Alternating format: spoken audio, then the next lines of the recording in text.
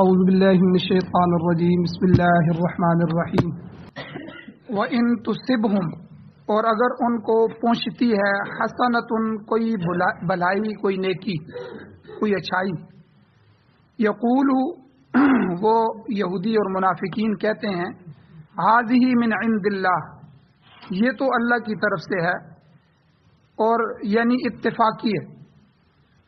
وَإِن تُصِبْهُمْ، اور اگر ان کو کوئی پہنچتی ہے سیئۃ برائی، تو یقول وہ کہتے ہیں ھذہ من عندک، یہ تمہاری طرف سے ہے، یعنی اللہ کے نبی کو الزام دیتے ہیں یہ تیری وجہ سے ہے۔ قل، اے نبی آپ فرما دیں، کل من عند اللہ، کہ سب اللہ کی جانب سے ہوتا ہے، ہر چیز اللہ کی جانب سے۔ فما لہؤلاء القوم، پس کیا ہو گیا ہے ان لوگوں کو، اس قوم کو کیا ہو گیا ہے کہ لا یکادون، قریب نہیں ہے کہ یفقہون حدیثا، کہ وہ بات کو سمجھیں۔ بات کو کیوں نہیں سمجھتے، اس بات کو سمجھنے کی کوشش کریں۔ ما اصابک من حسنۃ، اور جو پہنچتی ہے تجھ کو بھلائی، آپ کو کوئی بھلائی پہنچتی ہے تو فمن اللہ، پس وہ اللہ کی جانب سے ہوتی ہے۔ وما اصابک من سیئۃ، اور جو پہنچتی ہے تجھ کو برائی، کوئی بری چیز، کوئی تکلیف، کوئی آزمائش، تو فمن نفسک، تو وہ تیرے نفس کی وجہ سے، تیرے نفس کی طرف سے۔ وَأَرْسَلْنَاكَ، اور ہم نے اے میرے محبوب آپ کو بھیجا ہے للناس، لوگوں کے لیے رسولاً، رسول بنا کر، پیغام خدا کا پیغام پہنچانے والا بنا کر۔ وَكَفَى بِاللَّهِ شَهِيدًا، اور آپ پر اللہ کی گواہی کافی ہے، اللہ گواہ کافی ہے۔ من یطیع الرسول، جس نے رسول کی اطاعت کر لی، فقد اطاع اللہ، پس تحقیق اس نے اللہ کی ہی اطاعت کی۔ ومن تولی، اور جس نے روگردانی کی اللہ اور اس کے رسول کی، تو فما ارسلناک، تو اے میرے محبوب آپ کو ہم نے نہیں بھیجا علیہم ان پر حفیظا، نگہبان بنا کر۔ آپ ان پر کوئی نگہبان بھی نہیں ہے کہ زبردستی آپ ان کو ہدایت ہی دیں گے، اگر وہ روگردانی کرتے ہیں تو پھر ہم ان کو پوچھ لیں گے۔ تو اس لیے آپ رسول ہیں، بس آپ پیغام پہنچائیں، دعوت دیتے رہیں۔ سورۃ النساء کی آیت نمبر 78، 79 اور 80، 3 آیتیں آپ کے سامنے تلاوت ہوئی ہیں، آپ نے ان کا ترجمہ سماعت فرمایا۔ سب سے پہلے ربط آیات، ان آیتوں کا پچھلی آیتوں کے ساتھ تعلق کیا ہے، ربط کیا ہے۔ گزشتہ رکوع میں منافقین کے متعلق یہ بات بیان ہو چکی ہے کہ بعض لوگ ایسے ہیں کہ لَمَن لَّيُبَطِّئَنَّ، جو جہاد میں شامل ہونے کے لیے تاخیر کرتے ہیں۔ جب مدینہ میں رسول اللہ صلی اللہ علیہ وسلم کو منادی جہاد کے لیے پکارتا تھا، حی علی الجہاد، حضور نے جہاد کا حکم دیا ہے، نکلنا ہے، سفر کرنا ہے، تیاری کرو، فلاں وقت نکلیں گے، تو وہ تاخیر کرتے یا بالکل شریک نہیں ہوتے تھے۔ تو انہوں نے بظاہر اسلام قبول کر رکھا تھا، مگر ان کے دل ایمان سے خالی۔ گزشتہ درس میں بعض ایسے لوگوں کا ذکر ہوا تھا جو قتال کو بھی ناپسند کرتے ہیں، اور وہ لوگوں سے اس طرح ڈرتے ہیں جس طرح اللہ سے ڈرنا چاہیے، بلکہ اس سے بھی زیادہ خوف کھاتے ہیں، جس طرح آج کل کہتے ہیں کہ امریکہ بہت بڑی پاور ہے اور پتہ نہیں اگر ہم ان کی نہیں مانیں گے تو ہمارے ساتھ کیا ہو جائے گا۔ اللہ تعالیٰ نے اسی نسل کو اپنی آنکھوں کے سامنے دکھا دیا کہ وہ لوگ، وہ افغان، وہ مجاہدین، وہ طالبان جن کے پاس جوتے بھی نہیں تھے، اللہ تعالیٰ نے 60 ملکوں کو ان سے شکست دلوائی۔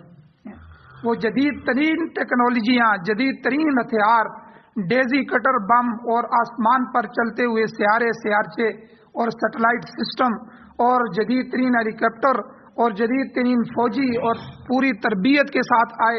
اللہ تعالیٰ نے ایسے ذلیل کیا 22 سالوں میں کہ وہ جاتے ہوئے راستہ تلاش کر کے پوری دنیا کو ڈال کے کہ ان سے ہمارے مذاکرات کرواؤ تاکہ یہ ہم سے بات چیت کریں۔ یہ بات چیت بھی کرنے کے لیے تیار نہیں ہے، اور پھر بات چیت کی، اور پھر ذلت کے ساتھ دستخط کرتے ہوئے راتوں رات یہاں سے بھاگے۔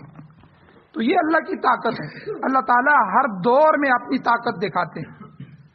تو ان لوگوں کے بارے میں پچھلے درس میں اللہ نے فرمایا کہ وہ لوگوں سے خوف کھاتے ہیں، جہاد کا جب نام آتا ہے تو کہتے ہیں ہماری جان چلی جائے گی، وہ مضبوط ہیں، ان کی فوجیں ہیں، ان کی طاقتیں ہیں، یہ ہے وہ ہے، بھئی آپ اپنا ایمان مضبوط کرو، اپنا عقیدہ مضبوط کرو، اپنا دل مضبوط کرو، اور اسلام پر، قرآن و سنت کی اشاعت پر اور اس کے غلبے پر، کہ اللہ کا یہ نظام پوری دنیا میں غالب آ جائے، ہمارے ملک میں غالب آ جائے، ہمارے خطوں میں، علاقوں میں غالب آ جائے، اس کے لیے اپنی جان کے نذرانے پیش کرو، پھر دیکھو اللہ کی مدد تمہارے ساتھ آتی ہے کہ نہیں آتی۔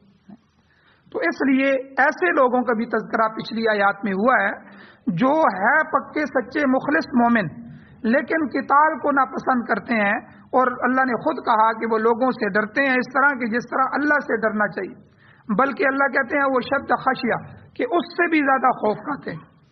تو اس سلسلے میں میں نے مفسرین کے دونوں قول ذکر کیے گئے۔ ایک مفسرین کی جماعت فرماتی ہے کہ یہ آیت بھی منافقین کے بارے میں یہ ہے کہ وہ منافق اس طرح کرتے تھے کہ جب تک جہاد فرض نہیں ہوا تھا وہ اس سے بچے ہوئے تھے، مگر جب یہ فرض ہو گیا تو وہ گھبرانے لگے۔ لیکن جمہور دوسرے بعض مفسرین فرماتے ہیں کہ یہ آیت منافقین کے متعلق نہیں ہے، بلکہ نئے نئے اسلام لانے والے مسلمان اور کمزور قسم کے مسلمانوں کے متعلق آئی ہے، چونکہ جہاد ایک، یاد رکھیں، مشقت طلب کام ہے، جہاد کوئی آسان کام نہیں ہے، اور اس کی ناپسندیدگی یہ امر طبعی ہے، یعنی طبیعت ہی اس کو پسند نہیں کرتی۔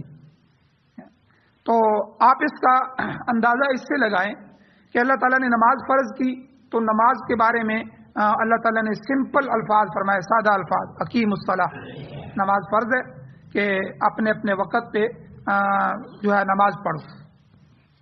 اور اسی طرح رمضان آیا تو رمضان میں تھوڑی سی ترغیب دی، روزہ ذرا مشکل ہوتا ہے تو فرمایا کہ اے ایمان والو تم پر روزے فرض کر دیے گئے ہیں، اور یہ نہ سمجھنا کہ یہ تم پر ہی کیے ہیں، پہلے جتنی بھی امتیں گزری ہیں، جتنے نبی گزرے ہیں، میں نے ان پر بھی روزے فرض کیے تھے تاکہ یہ حکم ذرا ہلکا ہو جائے، اور لعلکم تتقون، تاکہ تم متقی بن جاؤ۔ بہرحال الفاظ سادہ تھے۔ جہاد کو جب فرض کیا تو اللہ نے خود اس ناپسندیدگی کو سامنے ذکر فرمایا۔ دوسرے سپارے میں اللہ فرمایا کتب علیکم القتال وہو کرہ لکم، تم پر جہاد فرض کر دیا گیا ہے تو حالانکہ وہ تمہارے لیے ناپسندیدہ ہے، لیکن آگے اللہ نے ترغیب دی کہ عسیٰ ان تحبوا شیئا وہو شر لکم وعسیٰ ان تکرہوا شیئا وہو خیر لکم، بہت سی چیزیں ایسی ہیں جن کو تم ناپسند سمجھ رہے ہوتے ہو لیکن ان میں تمہارے لیے خیر ہوتی ہے، اور بہت سی چیزیں ایسی ہیں کہ جن کو تم پسند کرتے ہو لیکن پیچھے بیک میں نتیجے کے اعتبار سے اس میں تمہارے لیے شر ہوتا ہے، تو یہ تو اللہ ہی جانتا ہے۔ اس لیے جہاد تمہارے اوپر فرض کر دیا گیا ہے یہ تمہارے لیے امر طبعی کہ تمہارے لیے یہ ناپسندیدہ ہے اور بھاری ہے، لیکن یاد رکھنا اللہ نے اس میں خیر رکھی ہے۔ ظاہر بات ہے جب آپ جہاد کریں گے تو آپ کے علاقے محفوظ ہو جائیں گے، آپ کے لوگ محفوظ ہو جائیں گے، ایک نسل اگر قربانی دے گی تو اگلی نسلیں محفوظ ہو جائیں گی۔ آج اگر افغانستان کے لوگ قربانی نہ دیتے تو امریکہ تو آ چکا تھا اور اگلی نسلیں ان کی غلام ہو جاتی، اور نسلوں تک، شاید صدیوں تک افغانستان کبھی آزاد نہ ہوتے، افغان لوگ کبھی بھی آزاد نہ ہوتے، یہود و نصارہ کا پنجہ ان پر گڑ چکا تھا۔ لیکن ایک نسل نے قربانی دی، 20-22 لاکھ لوگ شہید ہوئے، لیکن کئی نسلوں کو بچا کے چلے گئے۔ تو کتنا بڑا خیر ہے کہ اگر آج تم قربانی دو گے، غلامی کو قبول نہیں کرو گے، تم مشقتوں کی زندگی گزارو گے تو تمہاری نسلیں اور تمہاری اولادیں امن کی زندگی گزاریں۔ آپ افغانستان کی تاریخ پڑھیں، افغان آزاد قوم ہے، آزاد کلچر، آزاد قوم، تو تاریخ کے اندر آتا ہے کہ کسی قوم نے حملہ کر کے افغانستان پر قبضہ نہیں کیا، حالانکہ کئی ممالک ہیں ایک دوسرے پہ حملہ کرتے ہیں، دنیا کی الگ الگ تاریخ ہے، ہر ملک کی الگ تاریخ ہے، کوئی کس طرح آزاد ہوا، کوئی کس طرح آزاد ہوا، اور جس طرح فلسطین ابھی آہستہ آہستہ یہودیوں کے پاس جا رہا ہے، یہ بھی ایک تاریخ بن رہی ہے۔ ایک آزاد اسلامی ملک، ایک بیت المقدس قبلہ اول دوبارہ مسلمانوں کے سونے کی وجہ سے اور غفلت کی وجہ سے اور ایمان کی کمزوری کی وجہ سے دوبارہ یہودیوں کے ہاتھوں میں جا رہا ہے۔ ہماری آنکھوں سے ہم دیکھ رہے ہیں کہ وہ دن بدن قبضہ کر رہے ہیں، اور ابھی ایک لکیر سی بچ گئی ہے فلسطین کے نقشے پہ جو صرف فلسطینیوں کے پاس ہے، باقی سارا یہودیوں کے پاس ہے۔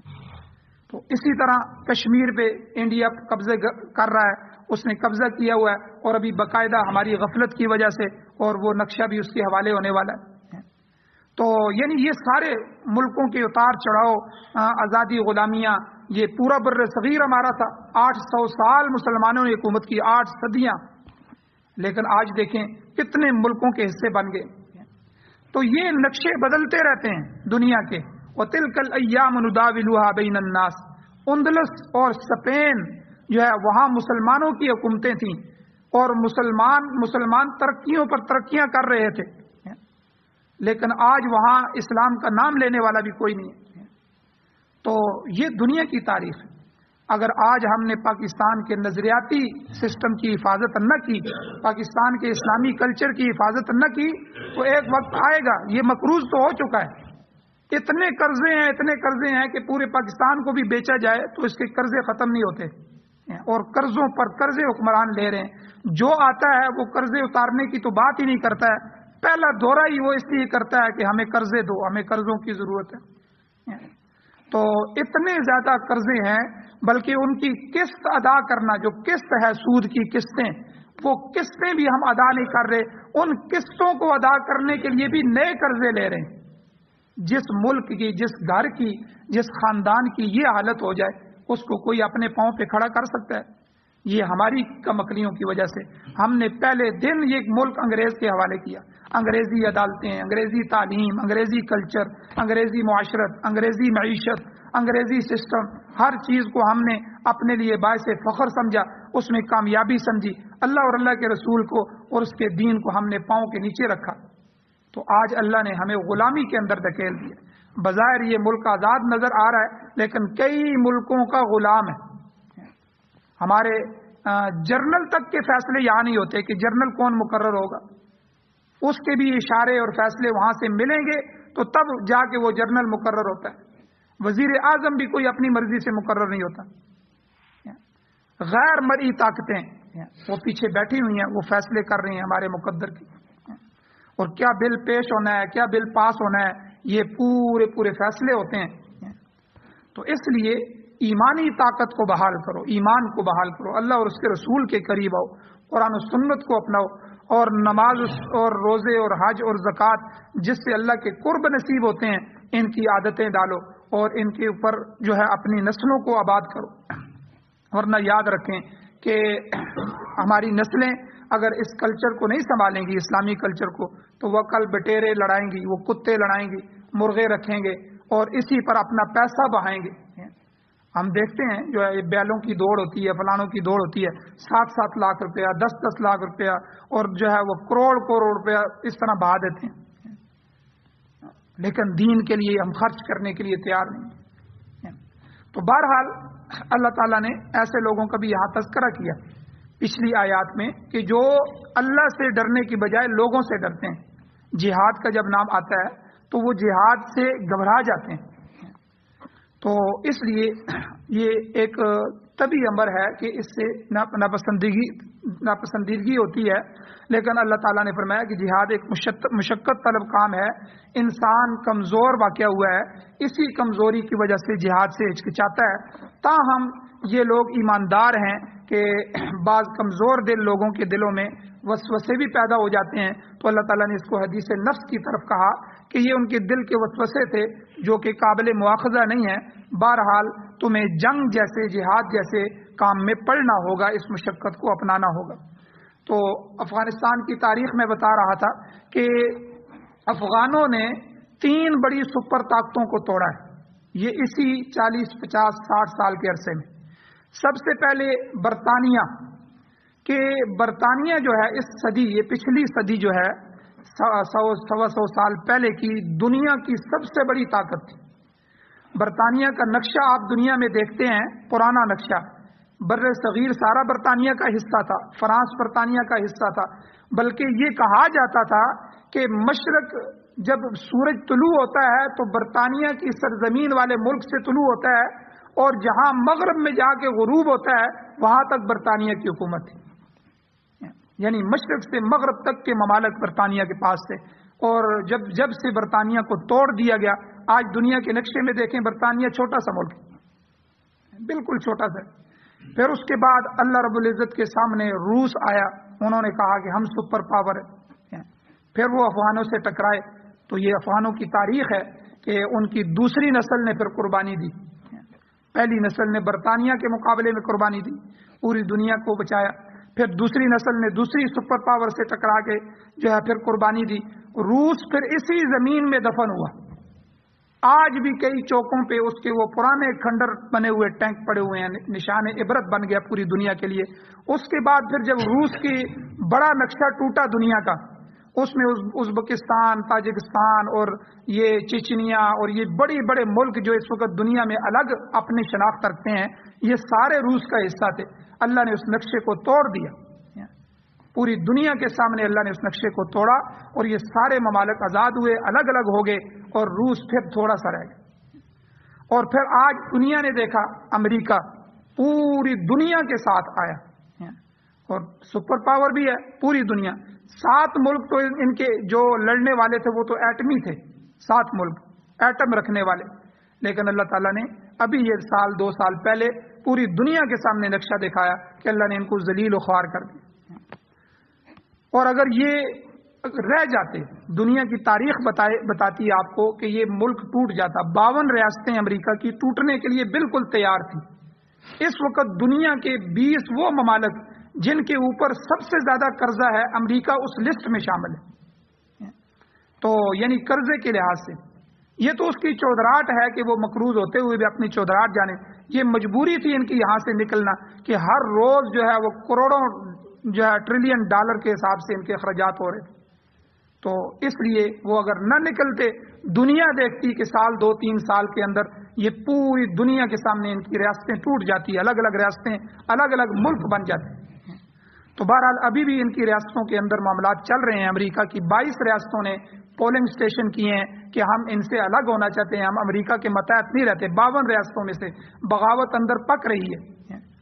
تو بہرحال اللہ تعالیٰ دنیا کے نقشوں کو چینج کرتا رہتا ہے. تو یہ دنیا کے نقشے ہیں، اس لیے ایمان والے کو کمزور نہیں ہونا چاہیے. ایمان والے کو تاریخ کا مطالعہ کرنا چاہیے، پچھلے لوگوں کو دیکھنا چاہیے، قرآن و سنت کو دیکھنا چاہیے. وہ احادیث مبارکہ جو قرب قیامت کے بارے میں ہیں اور دجال کے بارے میں ہیں، دجالی سسٹم کے بارے میں ہیں اور آنے والے فتنوں کے بارے میں ہیں، ان کا خاص طور پہ مطالعہ کریں اور ان کو پڑھیں کہ ہم اور جو ہے ہمارا کلچر اور ہماری نسل کس سسٹم کا حصہ بنتے جا رہے ہیں. اور آنے والے دور میں شاید ہم نہ رہیں دنیا میں، لیکن کیا یہ حضرت مہدی کے ساتھی ہوں گے، حضرت عیسیٰ علیہ السلام کے ساتھی بنیں گے یا جو ہے دجال کے ساتھی بنیں گے؟ تو ہمارے کلچر کو دیکھا جائے، ہماری نسلیں ان کے لیے راہ متعین کیے جائیں کہ آئندہ آنے والے دور میں یہ رحمانی طاقتوں کا حصہ بنے، شیطانی طاقتوں کا حصہ نہ بنے. تو اس لیے اپنے کلچر کو اپنائیں، اپنے رسول اللہ سے محبت کریں، رسول اللہ کے چہرے کو پسند کریں، حضور علیہ السلام کے طور اطوار طریقوں کو پسند کریں، سنت کی زندگی گزاریں، سنت کے اوپر زندگی گزاریں، سنت کے اوپر مر جائیں. اسی میں دنیا کی بھی کامیابی ہے اور اللہ تعالیٰ نے آخرت کی عزت بھی اسی میں رکھی ہے. تو بہرحال اللہ تعالیٰ نے یہاں ان دونوں چیزوں کا تذکرہ کر کے منافقین کا بھی اور دوسرے مسلمانوں میں سے کمزور دل واقع ہونے والے لوگوں کا بھی کہ وہ کمزور دل واقع ہوئے ہیں اور جب جہاد کی بات آتی ہے تو گھبرا جاتے ہیں اور اس طرح کی باتیں کرتے ہیں کہ کیوں ہم پر جہاد فرض کیا گیا، کوئی لولا اخرتنا الی اجل قریب، تھوڑی مدت اور جو ہے جہاد فرض نہ ہوتا، کوئی وقت ہمیں اور دے دیا جاتا. تو اللہ تعالیٰ نے یہاں فرمایا کہ دیکھو دنیا کے لیے جینا چاہتے ہو، دنیا کی وجہ سے گھبرا جاتے ہو، تو کل اے نبی اعلان فرمائے متاع الدنیا قلیل، دنیا تو مختصر ہے، اس کی زندگی کا ساز و سامان بالکل تھوڑا ہے، اور آخرت جو ہے والآخرۃ خیر لمن اتقی، متقی جو لوگ ہیں، تقوی والے جو لوگ ہیں، ان کی نظر تو اصل آخرت پر ہوتی ہے. آخرت دائمی زندگی ہے، ہمیشہ کی زندگی ہے، اور یہ زندگی اچھے اعمال سے ہوگی تو آخرت تمہاری فائدہ مند ہو جائے گی.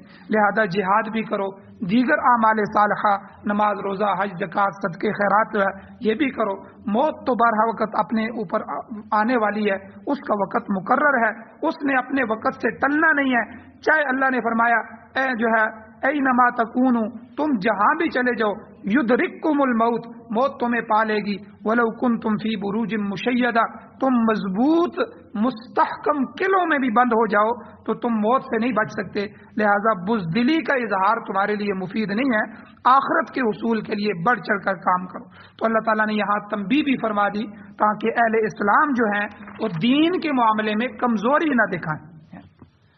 تو اب آج کی آیات میں یہاں بھی اللہ تعالیٰ نے یہودیوں اور منافقین، یہ یہودی اور منافق یہ دو طبقے تھے۔ 13 سالہ جو مکہ کی زندگی تھی حضور علیہ السلام کی، اس میں جو مد مقابل تھے وہ مشرکین تھے، مشرکین مکہ، مقابلہ ان سے تھا۔ تو اس لیے توحید توحید توحید توحید کی دعوت سب سے زیادہ مکہ میں تھی، اور صرف توحید دعوت و تبلیغ تھی بس، اور کوئی نہیں تھا۔ جہاد سے منع کیا گیا، ہاتھ بھی نہیں اٹھا سکتے، تربیت کے مراحل چل رہے تھے کیونکہ سامنے شرک تھا، انہوں نے ہر گھر گھر میں شرک جاری کر رکھا تھا۔ جہاں کسی کو کوئی اچھا سا پتھر نظر آتا اسی کو تراش کے اسی کے سامنے سجدہ شروع کر دیتا، اور 360 کے قریب بت انہوں نے تو اللہ کے پاکیزہ گھر بیت اللہ کے اندر رکھے ہوئے تھے، اور دعویٰ یہ تھا کہ ہم دین ابراہیمی پر ہیں، ابراہیم علیہ السلام کی نسل ہے، ہمارا عقیدہ ابراہیم علیہ السلام والا ہے۔ تو اللہ کے نبی علیہ السلام کو اور صحابہ کو بڑی مشقتیں آئیں، یہ بڑا ایک درد بھرا زمانہ تھا کہ جس میں تکلیفیں ہی تکلیفیں تھیں، مجاہدہ ہی مجاہدہ تھا، گویا کہ آگ اور خون کے دریاؤں سے گزارا گیا صحابہ کو یہ مکی زندگی۔ لیکن جب مدینہ میں آئے تو وہاں مشرکین تو نہیں تھے، اگرچہ یہ طبقے بھی مشرکین کے ہی تھے لیکن مشرکین مکہ نہیں تھے، بلکہ وہاں ایک نیا طبقہ، دو نئے طبقے آگے کہ ایک تو سامنے یہودی تھے جن کا پہلے سے ہی مدینہ پر قبضہ تھا، راج تھا، اور دوسرا جو ہے مکہ میں منافق کوئی نہیں تھا، جو بھی آتا وہ اسی دریا سے گزر کے آتا آگ اور خون کے، تو اس لیے وہ پکا سچا کندن ایمان والے تھے۔ تو لیکن مدینہ میں جب یہودیوں میں سے کچھ، اور جگہ جگہ پیچھے بھی قرآن مجید نے بیان کیا کہ ان کی چالیں بھی یہ تھی، اور پھر دوسرے لوگ بھی مسلمان ہوئے، تو ان میں کمزور مسلمان یا کمزور قسم کے لوگ جو ہے وہ منافقین کی لسٹوں میں بھی شامل ہوئے۔ تو یہ منافق اور یہودی یہ دو طبقے جو ہے مدینہ میں حضور علیہ السلام کے مد مقابل تھے، سامنے تھے۔ تو یہاں جو کچھ ہوا اس میں سے جو ان کے نظریات تھے، برے نظریات، اللہ تعالیٰ نے ان کا بھی یہاں رد کیا۔ ان میں سے ایک بات، جگہ جگہ یہ رد موجود ہے یہودیوں کا، یہودیوں کے 40-42 کے قریب وہ برائیاں جو ان کے اندر پائی جاتی تھیں، سورہ بقرہ میں شروع سے لے کر ایک پاؤ سے شروع ہوتے ہیں، پونا سپارہ اللہ تعالیٰ نے وہ سارا کا سارا یہودیوں کا بیان کیا، پہلا سپارہ۔ اور یہاں بھی پھر اس کے بعد بھی جگہ جگہ جو جو چیز سامنے آتی گئی اللہ تعالیٰ نے قرآن مجید میں بیان فرمائی۔ یہاں بھی ان کا ایک نظریہ تھا، غلط نظریہ، کہ یہ لوگ خیر اور شر کو مختلف ذرائع کی طرف منسوب کرتے تھے۔ تو اس آیت کریمہ میں حسنہ اور سیئہ یہ دو الفاظ اللہ تعالیٰ نے استعمال فرمائے ہیں، یعنی اگر انہیں کوئی بھلائی پہنچتی تھی، کوئی مال مل گیا، کوئی صحت مل گئی، کوئی بھلائی کی کوئی چیز بھی بھلائی پہنچتی تھی تو اسے اتفاقی قرار دیتے تھے کہ بھائی یہ تو اتفاقی ہے، اللہ کی طرف سے ہے، جو ہے ہو گیا ہے اتفاقی۔ اور جب کوئی تکلیف پہنچتی تھی، کوئی بیماری پہنچتی تھی، کوئی نقصان ہو جاتا تھا تو اس صورت میں اللہ کے نبی کو الزام دیتے تھے کہ یہ آپ کی وجہ سے نقصان ہوا ہے۔ مفسر قرآن امام بیضاوی رحمۃ اللہ علیہ فرماتے ہیں حسنہ یہ اطاعت اور نیکی کو کہا جاتا ہے، اور اس کا اطلاق ہر اچھی حالت پر ہوتا ہے۔ حسنہ اگر کسی کو اچھی حالت نصیب ہو جائے، سرسبزی نصیب ہو جائے، دولت مندی نصیب ہو جائے، صحت نصیب، یہ سارے حسنہ کے اندر آتے ہیں۔ قرآن مجید نے جب ہمیں دعا سکھلائی تو یہی دعا سکھلائی ہے، ربنا آتینا فی الدنیا حسنہ، اے اللہ ہمیں دنیا میں بھی حسنہ عطا فرما، وفی الآخرۃ حسنہ، آخرت میں بھی حسنہ عطا فرما، وقنا عذاب النار، آگ کے عذاب سے بچا۔ تو یہ حسنہ یعنی اے اللہ ہمیں دنیا میں حسنہ یعنی دنیا کی بہتری اور دنیا کی بھلائیاں عطا فرما، یعنی ہمارا ہر کام اچھا ہو جائے، ہر کام کی جو اچھائی ہے وہ آپ جانتے ہیں، اچھی حالت ہے وہ آپ جانتے ہیں، جو تیرے نزدیک پسندیدہ ہو اے اللہ ہمیں دنیا میں ہر معاملے میں وہ ہمیں عطا فرما۔ بیوی اے اللہ ہم نکاح کرنا چاہتے ہیں تو جو ہمارے لیے بہتر ہے وہ بیوی ہمیں عطا فرما۔ اولاد آگے آپ ہمیں دینا چاہتے ہیں تو ایسی اولاد عطا فرما جس میں اچھائی ہو، یہ نہ ہو کہ کل اولاد کی وجہ سے ہمیں رسوائی اٹھانی پڑے اور جگہ جگہ ہم ذلیل ہو جائیں۔ تو یعنی تجارت، سواری اور مکان، ہر چیز میں بہتری کے لیے اللہ سے دعا مانگنی چاہیے کہ اے اللہ ہمیں دنیا کی بھی بھلائیاں عطا فرما اور آخرت کی بھی بھلائیاں عطا فرما۔ تو حسنہ کا مفہوم جو ہے یہ وسیع ہے، یعنی حسنہ صرف ایک اچھائی کو نہیں کہتے، حسنہ کا مطلب یہ ہے کہ ہر معاملے میں بہتری عطا فرما۔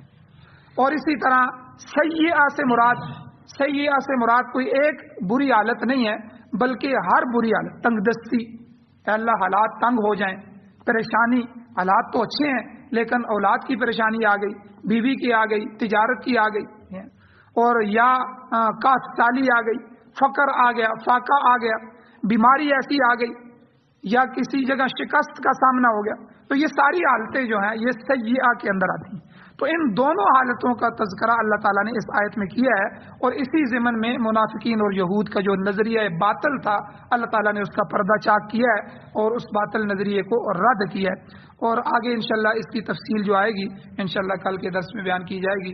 اللہ تعالیٰ سے دعا ہے اللہ تعالیٰ ہمیں عمل کی توفیق عطا فرمائے، آمین۔ الحمدللہ رب العالمین والعاقبۃ للمتقین والصلاۃ والسلام علی رسولہ النبی الامی الکریم۔ یا اللہ ہماری کمیوں کوتاہیوں کو معاف فرمائیے، درگزر فرمائیے، یا اللہ صغیرہ کبیرہ گناہوں کو معاف فرمائیے۔ قرآن و سنت کو پڑھنے، پڑھانے، سننے، سنانے، سمجھنے، سمجھانے اور اس کی اشاعت کرنے کی، یا اللہ اس کے غلبے کے لیے اپنی جان، مال، عزت، آبرو کو بھی قربان کرنے کی توفیق عطا فرمائیے، جذبہ جہاد نصیب فرمائیے۔ یا اللہ اپنے دین کی محبت نصیب فرمائیے، اپنے رسول کی محبت نصیب فرمائیے، یا اللہ اپنی محبت کی چاشنی نصیب فرمائیے، یا اللہ اپنا قرب نصیب فرمائیے، یا اللہ اپنا ولی بنا دیجیے، یا اللہ ہماری اولادوں اور نسلوں کو کفر، نفاق، شرک، رسم و رواج، بدعات، رسومات اور ہر برائی سے محفوظ فرمائیے۔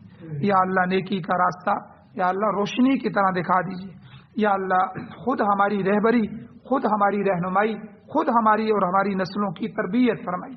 یا اللہ قرآن و سنت کو بطور آئین، بطور دستور، بطور ضابطۂ حیات ہمارے مقدر فرمائیے، امارت اسلامیہ شریعہ، خلافت راشدہ کا قیام نصیب فرمائیے۔ یا اللہ جو حضرات پریشان حال ہیں ان کی پریشانیوں کو دور فرمائیے۔